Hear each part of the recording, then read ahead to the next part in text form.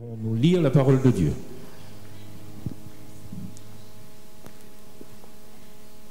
Je vais vous lire le psaume 119, verset 105. Ta parole est une lampe à mes pieds et une lumière sur mon sentier. Je vais vous lire Jean 8, verset 12. Jésus leur parla de nouveau et dit, « Je suis la lumière du monde. Celui qui me suit ne marchera pas dans les ténèbres, mais il aura la lumière de la vie. » Merci beaucoup, que la parole de l'Éternel fasse son effet dans nos cœurs. Vous pouvez vous asseoir. Et prêter une attention particulière à la scénette qui va suivre. Quel sujet es-tu en train d'étudier, Ivy? L'histoire. Nous devons parler de la réforme protestante. Qu'est-ce que c'est? Ce n'est pas facile à expliquer. Papy, l'as-tu étudié aussi quand tu étais à l'école? Oui, mais je connais surtout la réforme parce que je suis chrétien. Ainsi, je sais que l'année dernière, 2017, elle était une célébration importante. Une sorte d'anniversaire, en fait. Alors, ça fait combien d'années? 3 ans ou 5 ans? Oh non, ma chérie, cela fait 500 ans que cela s'est passé. Vraiment, papy? Et qu'est-ce que c'est? Eh bien, comment te l'expliquer? En fait, la réforme a été un changement. C'est l'histoire de ce que beaucoup de croyants ont fait. Une étape à la fois pour essayer de faire avancer l'Église. Mais l'Église est très bien comme elle est. Oui, effectivement, ma chérie, l'Église est très bien comme elle est.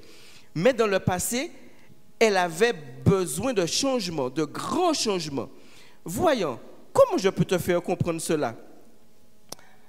Imagine que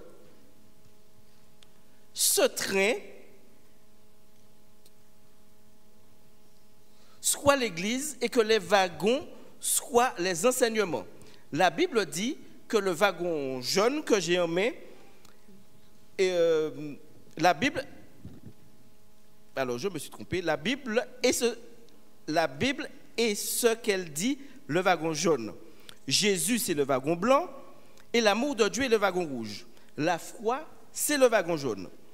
Imagine que ton train, c'est-à-dire l'Église, entre dans le tunnel de l'histoire.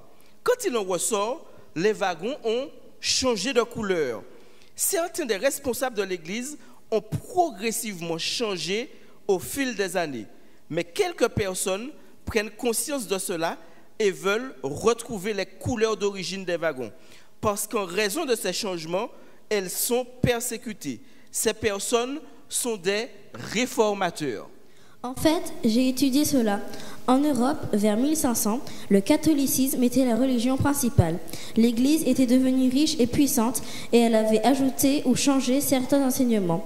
L'argent avait entraîné une grande corruption. Par exemple, les postes dans l'Église étaient vendus et les hommes d'Église, y compris les papes, avaient des comportements inacceptables. C'est dans ce contexte-là que Luther est arrivé. Qui était Luther? Beaucoup d'hommes ont essayé de changer les choses. Alors, beaucoup d'hommes qui avaient essayé de changer les choses avaient été excommuniés ou tués, comme Jean Hus, Peter Waldo ou John Wycliffe. Oui, et les livres d'histoire expliquent qu'à l'époque de Luther, les conditions politiques et sociales étaient réunies pour qu'un grand changement ait lieu. Ce grand changement porte le nom de réforme protestante. Oui, à cette époque-là, c'est l'Église catholique qui dirigeait beaucoup de choses, pas seulement dans le domaine religieux, mais aussi dans le domaine social et politique. Le pape faisait preuve d'autorité sur tous les rois et sur d'autres empires comme la France et l'Espagne. Le Saint-Empire romain germanique, qui comprenait les régions où l'on parlait allemand, les villes-États italiennes, l'Angleterre, et concernant la foi, quand Martin Luther... Mais je ne comprends rien, alors qui était Luther? Ah oui, tu as raison. Je vais te le dire. Mais d'abord, je dois préciser qu'à l'époque de Luther, le pape Léon X avait besoin d'argent pour construire la basilique Saint-Pierre de Rome. Alors, il eut l'idée d'inventer les indulgences. Les gens qui donnaient de l'argent à l'Église recevaient en échange un certificat déclarant que leur âme irait plus vite au paradis.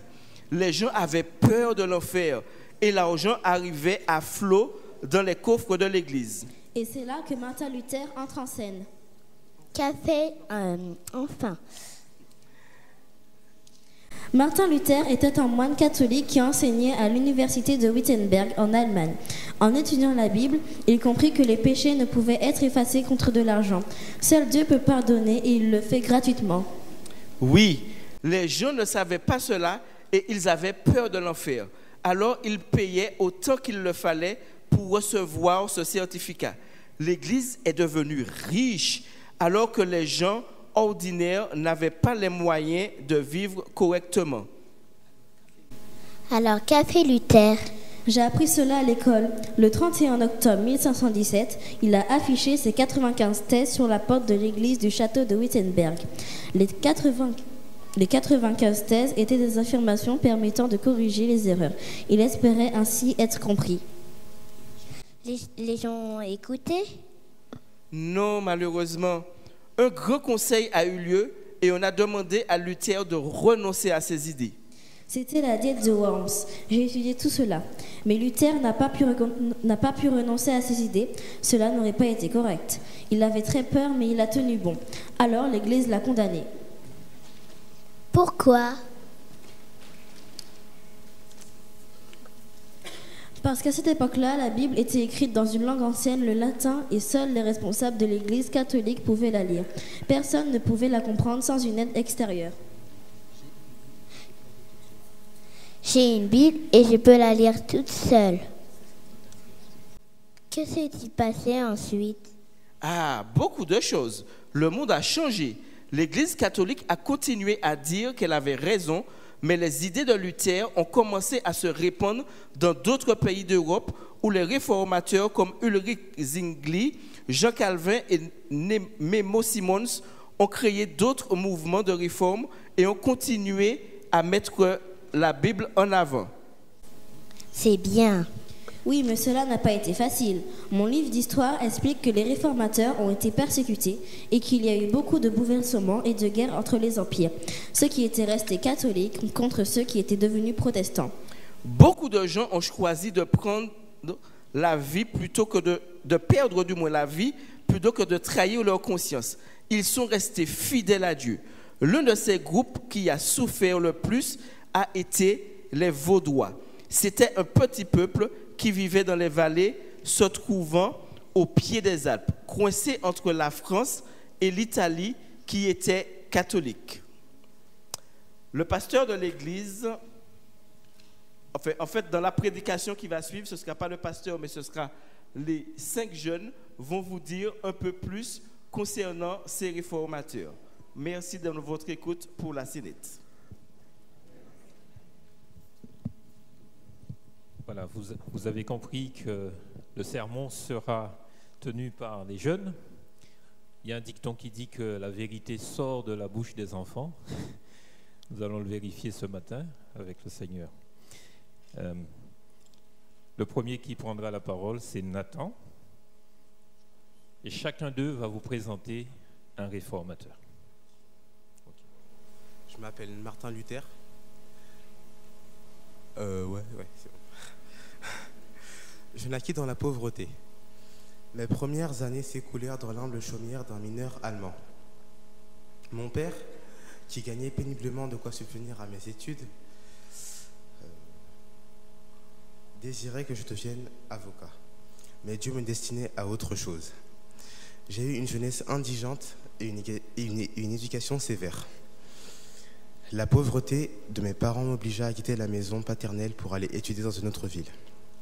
J'ai chanté devant les maisons pour obtenir de la nourriture et de l'argent. En dépit de tant d'obstacles et de découragements, j'allais hardiment de l'avant à la conquête de l'idéal moral et intellectuel vers lequel je me sentais attiré. Entré à 18 ans à l'université, je vis ma condition s'améliorer considérablement. Mes parents devinrent riches et purent dès alors subvenir à tous mes besoins. Constamment conscient de mon besoin de direction et du secours d'en haut, je commençais chacune de mes journées par la prière et vivais dans une attitude d'intercession. En parcourant la bibliothèque de l'université, j'y trouva un exemplaire des Saintes Écritures en latin. Pour la première fois, je contemplais la parole de Dieu dans sa totalité. Puis je me dis, « Oh, si Dieu voulait un jour me donner à moi un tel livre !» J'étudiais et priais pour que Dieu me révèle les trésors de la vérité. J'avais toujours craint d'offenser Dieu, mais maintenant, la conviction profonde de ma culpabilité s'emparait de moi. Mon désir de m'affranchir du péché et de trouver la paix avec Dieu devint si impérieux que je finis par rentrer dans un couvent. Là, je fus astreinte aux travaux les plus humiliants et dus même aller mendier de porte en porte. Tous les instants de mon quotidien étaient consacrés à l'étude. La parole de Dieu faisait mes délices. De plus en plus accablé par le sentiment de mes péchés, je continuais à chercher la paix et le pardon par mes propres moyens, m'efforçant de dompter mes faiblesses de ma nature par des jeûnes, des veillées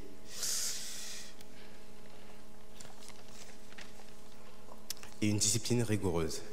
Soupirant après une pureté de cœur qui m'apporta l'approbation de Dieu, je ne reculais devant aucune pénitence. Ces mortifications altérèrent profondément ma santé. En dépit de tous mes efforts, je n'éprouvais aucun soulagement et je me trouvais bientôt aux confins du désespoir. J'ai une obsession pour le salut. Je ressens en moi de multiples tendances vers le mal et toutes les pratiques que m'offre l'Église, messe, confession, jeûne, etc., ne me permettent pas de me libérer de ce sentiment de culpabilité. C'est ma compréhension nouvelle de l'épître de Paul aux Romains qui me procure le soulagement. Au travers de cette lettre, je compris que la justice de Dieu est celle par laquelle le juste vit du don de Dieu, à savoir de la foi, et par l'Évangile nous est révélée la justice de Dieu. Le Dieu miséricordieux nous justifie par la foi. Alors, je me sentis un homme né de nouveau. Je découvre que seule la foi sauve, que seule la confiance placée en Jésus qui nous aime malgré notre péché libère vraiment. J'en arrive à me dire que l'homme doit accepter son état de pécheur et qu'il est fatalement imparfait devant Dieu. En revanche, vouloir résoudre le problème du péché par des indulgences susceptibles de se substituer en tout ou en partie à cette pénitence, le plus souvent monnayée, est pour moi une pratique incompatible avec la piété qui est en danger d'éluder des vrais problèmes. Étant au sein du milieu ecclésiastique, j'y vis beaucoup d'actions déplaisantes, notamment la vente des indulgences. On promettait le paradis contre de l'argent qui permettait en réalité la réparation des églises. Je tentais de raisonner les catholiques, mais en vain. Mon but initial était simplement de réformer l'Église catholique romaine et de la moderniser. Le 31 octobre 1517, je diffuse ces 85 thèses qui accusent toute la richesse de l'Église et surtout les indulgences. J'ai agi malgré le risque de condamnation. Comme l'Allemagne était en guerre, j'ai profité d'être oublié par le roi pour répandre la réforme. En 1522, je traduis la Bible en allemand, alors que jusque-là, seuls les prêtres et les moines avaient le droit de la lire et elle existait seulement en latin. Grâce à moi, la Bible est devenue accessible à tous. Pour finir, j'ai été suscité pour réformer l'Église et éclairer le monde. Je n'admettais d'autre base de foi que les Saintes Écritures. Amen. Je laisse la place à mon camarade William Miller. Bonjour, je suis William Miller. Je suis l'aîné d'une famille de fermiers de 16 enfants. Je vois le jour en 1782 dans l'État de Massachusetts. Je grandis et j'apprends à lire sur les genoux de ma mère, Paulina. De 9 à 14 ans, mon temps se partage entre les travaux de la ferme et l'école. Je suis un garçon studieux qui aime la lecture, mais les contraintes financières de ma grande famille m'interdisent de poursuivre mes autres études. Néanmoins, je lis tout ce qui me tombe sur la main, jusqu'à 1 heure avancée de la nuit. J'emprunte des livres. Ma grande passion est l'histoire. Durant mon adolescence, je traverse une crise d'identité. Propre à beaucoup d'adolescents, je me rebelle contre la religion. Je juge la Bible démodée. En 1803, je me marie à Lucy Smith. J'achète une ferme. En plus de mes tâches quotidiennes, j'étudie les œuvres de Voltaire et d'autres écrivains déistes.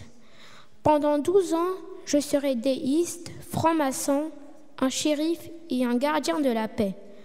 En 1810, je suis élu lieutenant. Ma ferme prospère. Ma vie semble réussie à tout point de vue. Ma conversion. En 1812, mon univers bien agencé s'écroule. Une guerre contre l'Angleterre éclate, mais le conflit ébranle mes certitudes. Les déistes croient à la bonté humaine. Les atrocités de la guerre et sa connaissance de l'histoire me persuadent du contraire. Pour les déistes, la mort est une fin définitive. Cette idée me repousse fortement car une de mes sœurs et mon père sont des victimes civiles de la guerre. À la fin de la guerre, en 1815, je me dis qu'il doit y avoir un Dieu là-haut. Je lis la Bible. Je décide d'assister au service religieux de mon oncle. Je mets en suspense mes préjugés, puis je me rends à l'évidence. Les Écritures doivent être une révélation de Dieu. Réjoui par cette conclusion, je fais cette double confession. La parole de Dieu devient mon régal, et en Jésus je trouverai un ami. Pour moi, la Bible est maintenant un nouveau livre. C'est un festin de la raison. Une étude serrée de la Bible. Je suis un homme à faire les choses à moitié. J'entreprends une étude systématique de la Bible, verset par verset. Pour fortifier ma foi et répondre aux questions des détraqueurs, je progresse et je suis méthodiquement les règles d'interprétation de la Bible. Je dis, l'écriture seule, rien d'autre. Je résume ici. La Bible est son propre interprète. Dans une prophétie, les symboles représentent des identités, des unités de temps et des événements futurs. Un symbole a parfois plus d'une seule signification. Une parabole est une illustration ou une comparaison. Elle doit être expliquée de la même manière. Voilà, je suis un homme qui interprète les Écritures en suivant soigneusement les règles simples, claires et cohérentes, qui se munit de sa Bible et de sa concordance. C'est tout, car je ne veux pas être influencé par des théories humaines. Je suis d'une extrême prudence. Mais à mes yeux, la règle la plus importante, c'est la foi dans le Dieu de la Bible. L'incroyable découverte. En 1818, j'ai fait la découverte de ma vie. En étudiant la prophétie 2300 soirs et matins, puis le sanctuaire sera purifié de Daniel 8, verset 14, je conclus que le sanctuaire représente l'Église chrétienne. Je pense que la terre sera purifiée lors du retour du Christ. Comment j'arrive à ce raisonnement ? C'est tout simple. Comme d'autres commentateurs bibliques, je note une connexion entre entre la période prophétique des 70 semaines qui annonce à l'avancée la première venue du Christ. Daniel 9, versets 20 à 27. Et la période prophétique des 2300 soirs et matins qui annonce quoi? Mais bien sûr, la seconde venue du Christ.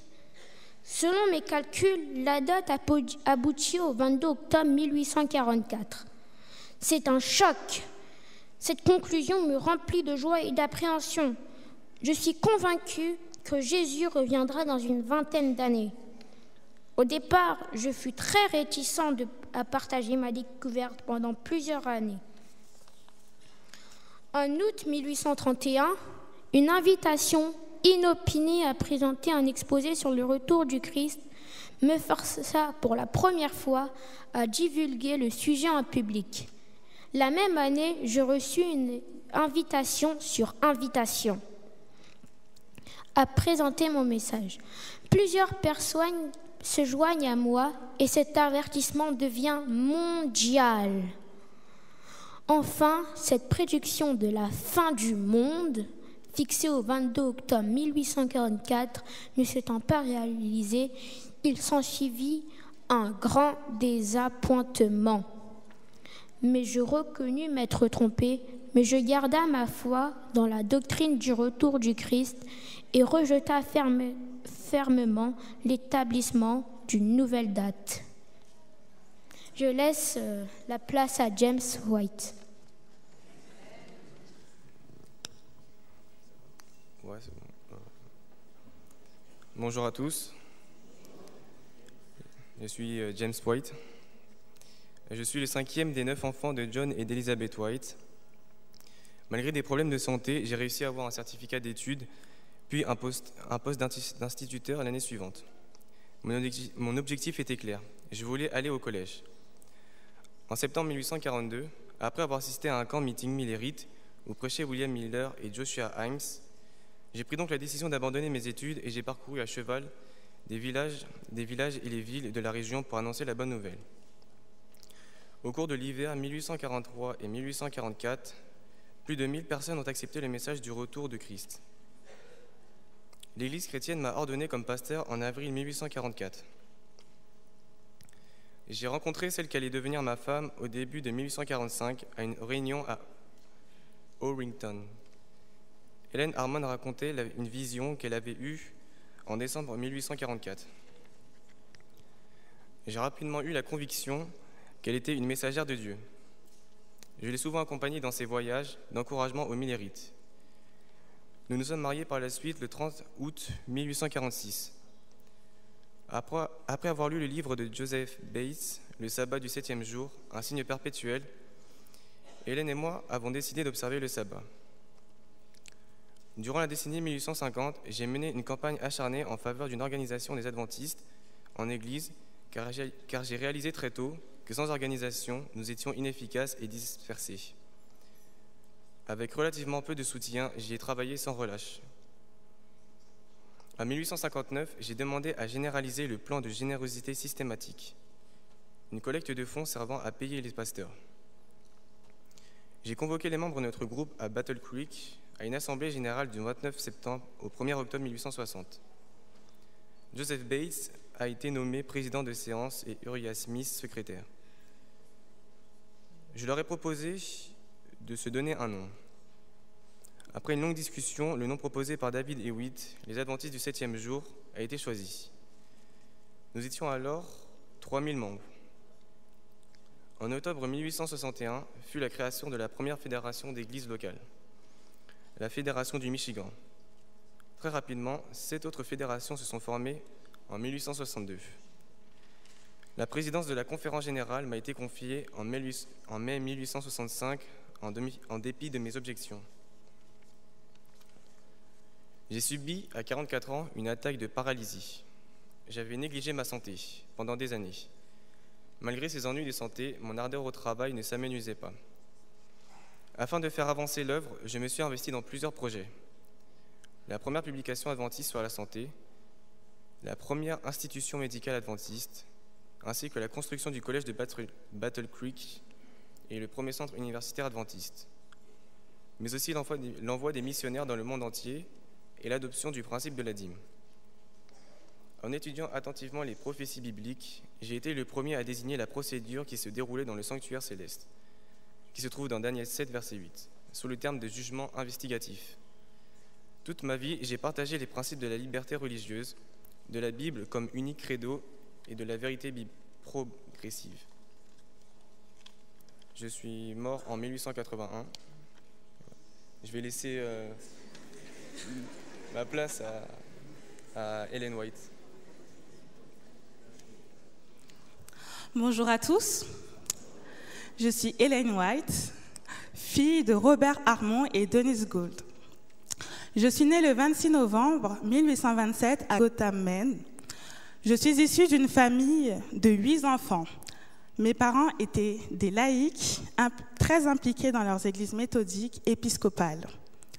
Vers 1840, mes parents ainsi que mes frères et sœurs rejoignirent le mouvement millérite, le mouvement initié par William Miller. En 1936, alors que moi et ma sœur Elisabeth rentraient de l'école, une jeune fille un peu plus âgée que nous me lança une pierre en plein visage.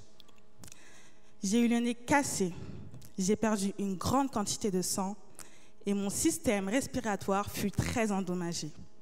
Je suis restée d'ailleurs 3 semaines dans le coma. Depuis, j'ai eu une santé fragile et j'ai dû cesser d'aller à l'école.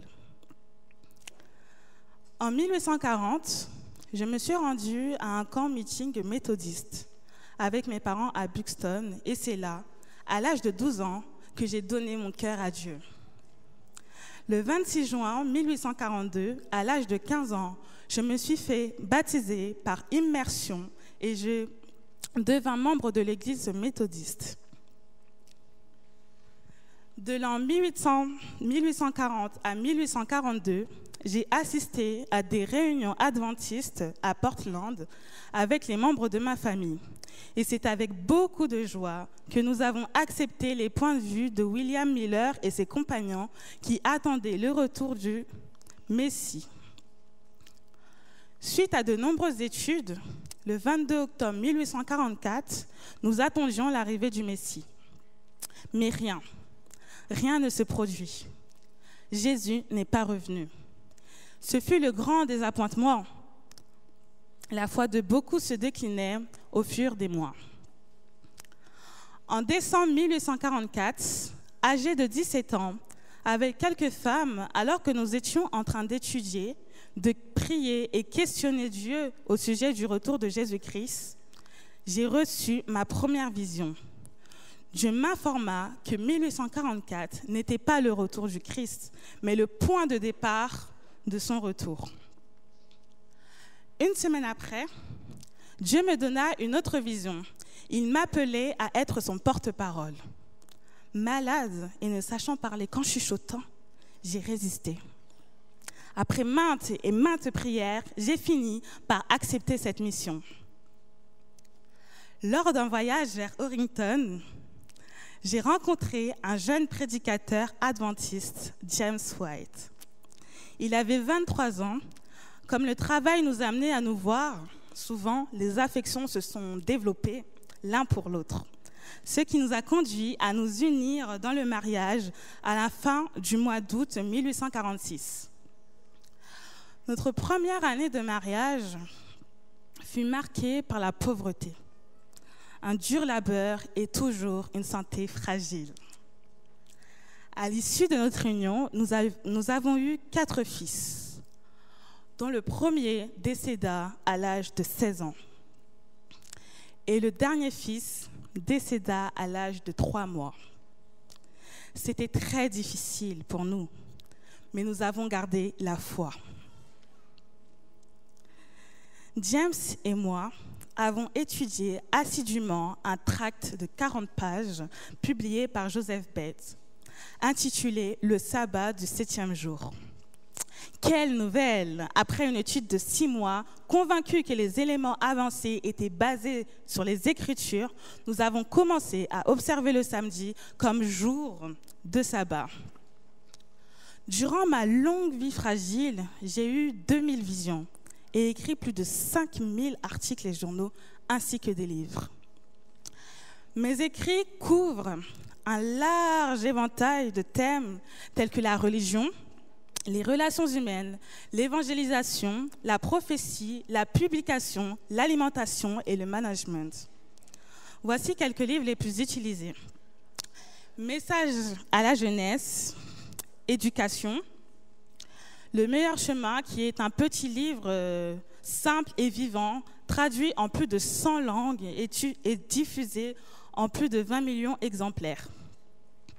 Tragédie des siècles, La tempérance, Le grand conflit, qui est un de mes écrits hautement appréciés.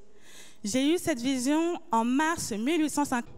Reprenant, instruisant le reste de l'Église, en dirigeant le pécheur vers le Christ et la croix, en lançant des appels clairs à se préparer à la rencontre du Seigneur. Maranatha. Je laisse la place à Joseph Bates. Bonjour, je m'appelle Joseph Bates. Je suis le 5e des 7 enfants de Joseph et Deborah Bates. À 15 ans, je n'ai pas pu résister à l'attrait de la mer. Je me suis engagé dans la marine marchande. J'y ai mené une existence pleine de risques et de voyages exotiques à travers les mers de la Caraïbe, de l'Amérique du Sud, de l'Europe et de la Russie. En 1816, je me suis marié à Prudence Ni. Dans un sens, ce mariage a stabilisé ma vie. En 1822, j'ai été nommé capitaine d'un navire. C'est à cette période que j'ai décidé de réformer mes habitudes de santé. J'ai abandonné totalement l'alcool et le tabac. 2 ans plus tard, alors que j'étais en pleine mer, j'ai trouvé une Bible, plus précisément le Nouveau Testament, que ma femme Prudence avait glissé dans ma malle de voyage. Je l'ai littéralement dévoré. Et c'est à ce moment que j'ai découvert l'amour et la grâce de Dieu. Je me suis fait baptiser par immersion en 1827 et j'ai intégré l'église chrétienne, autrement appelée la Connexion chrétienne. Ma fortune faite, j'ai décidé de me retirer de la marine à 36 ans pour m'occuper des propriétés de mon père. Parallèlement, je me suis impliqué dans 2 causes, la tempérance et l'abolition de l'esclavage. En automne 1839, j'ai entendu parler de William Miller. Dans un premier temps, j'ai rejeté l'idée d'une date pour le retour du Christ. Mais lorsque j'ai su que Miller soutenait ses arguments par un grand nombre de textes bibliques, j'ai voulu en savoir plus. J'ai donc lu son livre « Évidence de l'écriture et de l'histoire sur la seconde venue du Christ » vers 1843. J'ai mis toute mon énergie dans la prédication du retour de Christ. J'ai également dépensé toute ma fortune de 11 000 $ pour faire connaître la bonne nouvelle du retour imminent du Christ. J'ai même vendu ma maison pour payer mes dettes, car je ne voulais rien devoir à personne lorsque Jésus reviendra. Certains de mes amis m'appelaient parfois l'apôtre du sabbat, car je suis convaincu que le sabbat est un enseignement biblique à restaurer. D'après les Écritures, le sabbat est plus qu'un jour universel de la création. C'est un mémorial de la création et un signe d'allégeance à Dieu. Dès le début de ma relation avec le Christ, j'ai très vite pris conscience que nous devons prendre soin de notre corps. Puisque le Saint-Esprit réside en moi, je dois prendre soin de mon corps et lui donner que ce qui lui est essentiel et je dois rejeter tout ce qui lui est néfaste. Lorsqu'Ellen White lança le mouvement de réforme sanitaire au sein de l'Église adventiste, je me suis engagé activement pour le promouvoir. En 1845, ceux qui formeront le courant adventiste sabbatiste ne se connaissaient pas encore. Je ressentais la nécessité de rassembler tout ce beau petit monde. Ils étaient dispersés à travers la Nouvelle-Angleterre. Ils ne s'étaient jamais rencontrés. Hiram Edson et ses associés, qui ont découvert la doctrine de l'instruction du jugement, vivent dans l'État de New York. James White et Ellen Harmon, qui acceptent la doctrine des dons spirituels, habitent dans le Maine. La congrégation de Frederick Wheeler, qui observe le sabbat, se trouve au New Hampshire. Dès ma rencontre avec le Christ, j'ai adhéré fortement au principe de la liberté de conscience, de la Bible comme unique credo et de la restauration des enseignements de l'Église chrétienne primitive. Je vous laisse avec Monsieur Conclusion.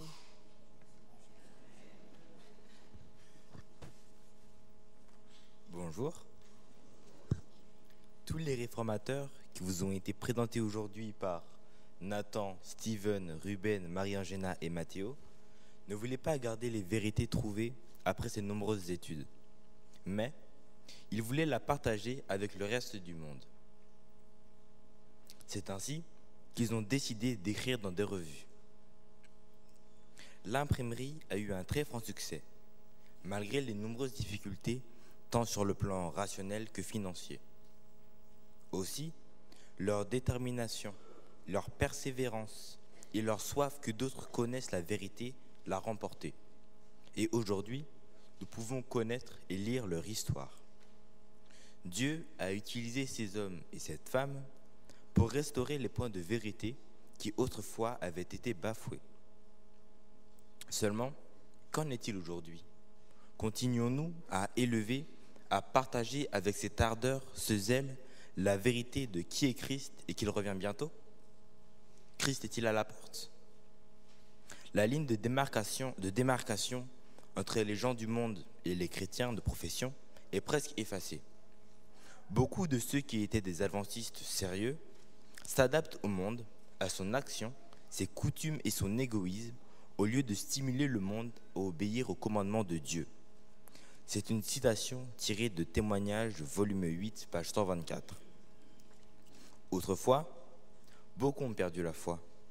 L'extrait que je vais vous lire est tiré de Premier Écrit, prologue historique, page 15 à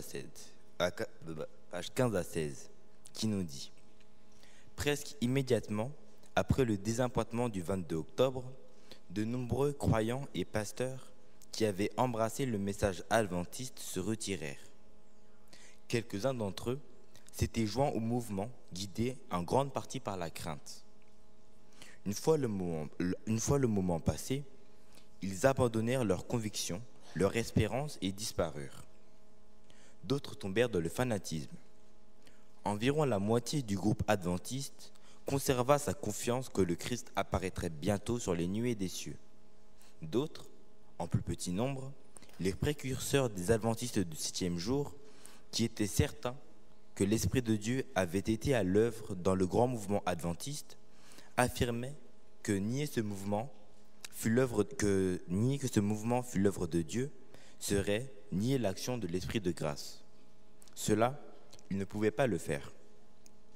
Après le désappointement, Dieu n'a pas oublié son peuple, car 2 mois après cette terrible expérience, la jeune Hélène Armand reçut de Dieu une révélation prophétique, celle que le peuple adventiste est en route pour la sainte cité.